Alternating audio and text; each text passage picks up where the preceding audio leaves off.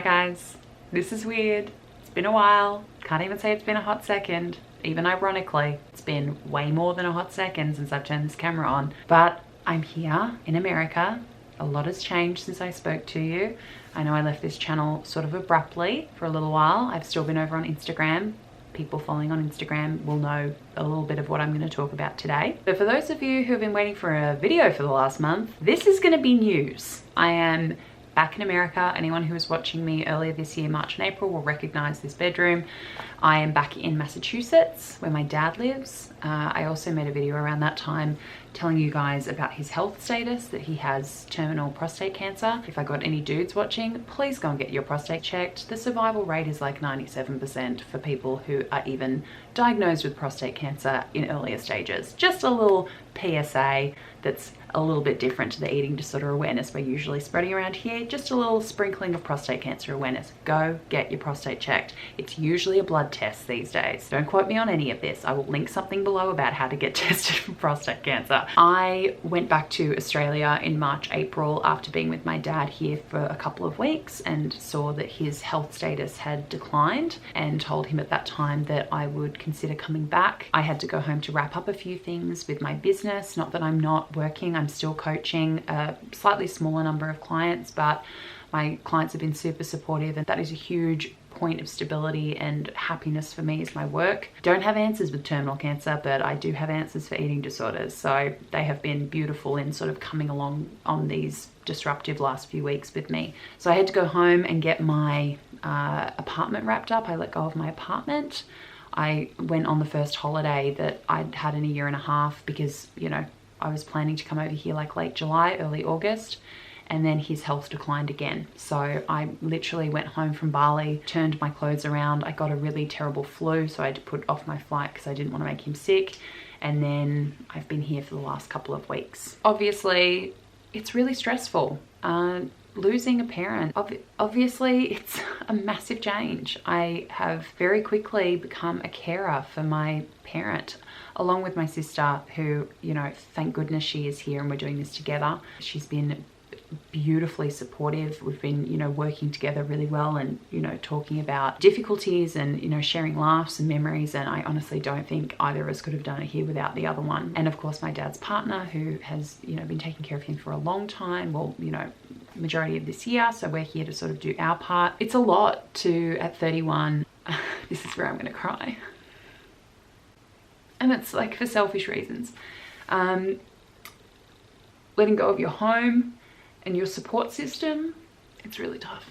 I think I'm just dealing with a bit of homesickness at the moment, which is why I think I wanted to come back to the channel, because this is a bit like home. You guys are so familiar to me. This place is so familiar to me. And it's like, it's mine. You know, I don't have a lot over here that's mine. I am looking for apartments at the moment, so that's going to change. Just sort of get my own space, which will mean I can film more.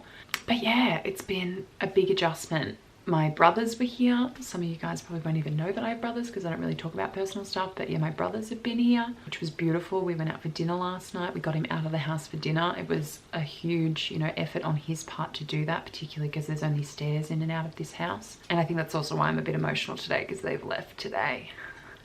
And it just feels a bit like, you know, that connection to home has separated a little bit again. It's also a huge privilege and a wonderful thing to take care of somebody in this position, because my dad is a wonderful person and we're incredibly close, and we don't just have surface conversations like, oh yeah, how's work and how's life and let's have a beer and catch up once a month. Like, we talk all the time. Even though most of it's on Skype, we talk all the time. We talk about philosophy and politics and values and goals, and, you know, he helps me with my business and ideas and brainstorming. Like, he's amazing. He's the smartest person I know. So to be able to be here with him, and like, I'll hear him turn over because he's in the room next to me, and it's like 4 o'clock in the morning, and I'll just pop my head in to see that he's okay, and we'll end up talking for a couple of hours. I'm like, Dad, you need to sleep. And he's like, no, I'm going to get some work done. We'll have a chat and then I'm going to work. So he's bounced back in a big way since we've been here, which goes to show, you know, you have good people around you and a good environment and good energy. It makes a big difference. I'm not saying that that cures cancer, because nothing cures terminal cancer. We can certainly make an environment and memories for him that are happy and stress-free and as pain-free as possible. But yeah, it's really real. I said to my brothers and my sister, like, where are the adults? Where are the adults who are meant to take control of this situation? And they're all like, we're the adults. That's our job now. So yeah, it's a lot. It's a lot of responsibility. It's a lot of adjustment. Like I said, I feel incredibly privileged to be here.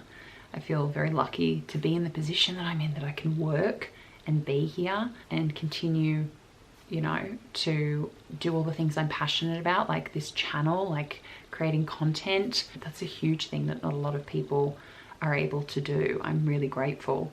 And that's why I do want to come back to the channel. I love this channel. I love creating content, and I kind of think I panicked coming over here and went, oh no, like I've got to really streamline everything. And so I shut down, you know, no, I'm not gonna do the social media stuff or the advocacy stuff.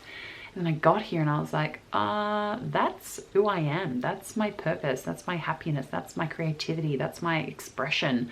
That's where I really feel strong and so secure in who I am, in my coaching, in my advocacy. So I will be planning to do weekly videos and getting back to doing the live Instagram chats, which we were doing for ages before sort of things got a bit unpredictable for a little while. So make sure you're following over on Instagram. We'll be doing the first one early next week. I'm not sure when yet, because like I said, I'm still getting into this rhythm over here. There's some of the most intense ups and downs, highs and lows I've experienced, where I get to be with someone I love so much and to have these incredibly important, intense, valuable conversations that a lot of people never get to have, because we never know how much time we've got, right? Unless we're faced with something like this. So I have this opportunity to like soak up every bit of what we have together. But the change and the responsibility and the disconnection from home, that's where I'm getting upset today, because I am homesick today. And yeah, just, you know, I think I've got to do more things like talk to people at home and probably watch some Australian series like Kath and Kim, hear some more Australian accents, and just keep reminding myself how lucky I am.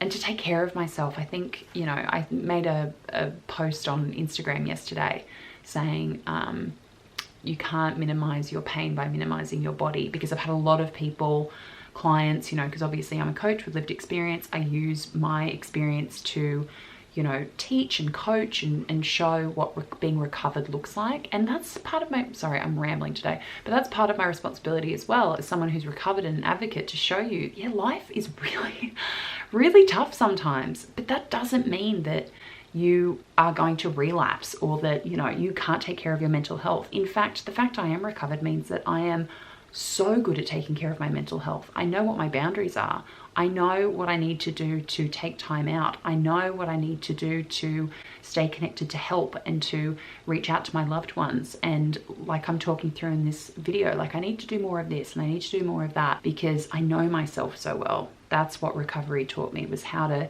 not just take care of myself to get myself better, but what I need to do to keep myself better, how to manage distress. Distress tolerance amongst people with eating disorders is very low. Recovery is about building that up to a really strong place. And you don't just let that all go because, oh, I'm recovered, I can take my eye off taking care of myself now. No, you don't keep staying at the same level of recovering intensity, but you take the things that have helped and you do a little bit of that every day. I think that's something everyone should do, to be honest. So yeah, the question about, could this really stressful set of circumstances lead to relapse? Could you slide backwards? Hell no, it's not even an option. Can you think of anything worse than having a situation like this and having an eating disorder? I can't. I tried to navigate a lot of life situations that were much easier than this with an eating disorder, and it was hell. It was pure hell. So no, you are not constantly vulnerable or like a step away from relapsing just because something stressful or upsetting or difficult is happening. That's one of the perks of being recovered, is that you have a blueprint for how that doesn't work and what you can do to stay healthy and safe, and yeah, to keep your mental health at a maintenance level. It's not a recovering level of constant output and work. It's just this nice, steady maintenance level. And letting yourself cry on camera to thousands of people because you're feeling homesick. That's got to be part of mental health maintenance too, right guys? But I just wanted to come and let you guys know that I just wanted to come and give you an honest update. I'm not going to sit here and say that everything's rosy and fabulous and I love every single second of the day. Most of them I do. but there's a lot of stuff going on that's really tough. There's a lot of uncertainty and unpredictability. But do you know the most predictable thing or person that I have in my life is me. I am the most predictable because I know I can take care of myself. I have proof I can take care of myself. I have evidence of all the ways I've been able to do that and keep myself safe and well. I am my best resource. And that's what you are too. You are your best resource. You are the person who can be your best advocate and show up for you the most and in the most important way. And I just realized this is an opportunity to demonstrate that and to talk you through something that's really difficult. You know, I think I took this position, especially when I started working as a coach, that you know, I had to have this level of separation. And I do, like, it's not appropriate for me to necessarily, and I was never like that anyway. I'm not somebody who shares my whole life or every detail because I just have, that's a boundary. Again, healthy mental health management is keeping those boundaries. But my life has been really great the last few years since I've recovered, and in every facet with my friends and my career. And sometimes I have people say to me, you only show the glossy, shiny parts. Well, first of all, that's not true. I have many videos where I have shared with you difficult stuff or stress or whatever. But to be perfectly honest, my life has been really good.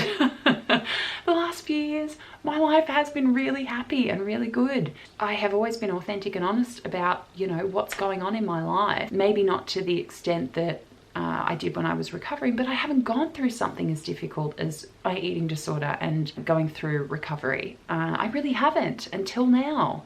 And maybe someone will find value in this, whether it's how I, you know, learn more about myself and my mental health and sharing that, whether it's, you know, somebody who has lost someone or is losing someone. That's where my whole passion for this work came from. You know, I have people who say, if you're really recovered, how can you still talk about eating disorders? How can you still talk about recovery? Well, because look at what it built. I love it. I love connecting with people over things that maybe they don't know how to talk about, and I might have a way of approaching it that makes them feel seen and heard and understood. I love that, you know, when I do response videos or diet culture videos, that people say, wow, I never thought about it like that, and you've just saved me from signing up for that program or going on another diet, or you know, it's made me realize that I have a disordered relationship and I'm going and getting help. And that all came from sharing stuff that was really difficult and personal.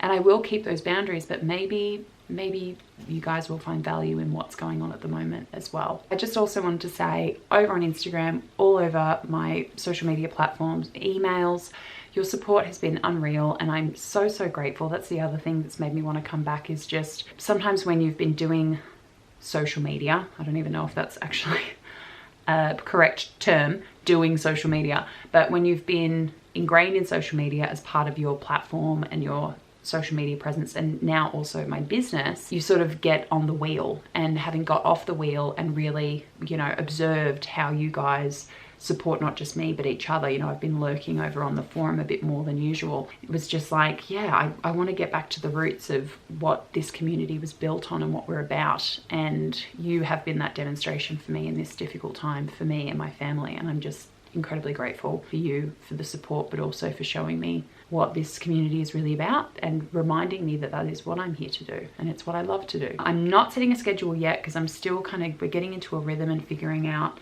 obviously, you know, I'm moving into my own place, that's the goal. And so obviously I've got to figure out, you know, with Dad's schedule and covering him and taking care of him, how we're going to do that and what time that will free up for me. But keep an eye on my Instagram. Come and follow me on Instagram. They're hiding likes, which I love that. Love that Instagram is taking this amazing leap to preserving people's mental health. Let me know what you guys think of the hiding likes thing in the comments below. I think it's amazing. I will see you guys in a week or so with another video. If I have more time on my hands, I might bump that up, but no promises. Come and find me on Instagram and Twitter under What Mia Did Next, particularly for those recovery chats, which are going to start again next week. Thank you so much for your support. I have missed you guys. We are back. I am back, and I will see you very soon. Much love. Take care. Bye, guys.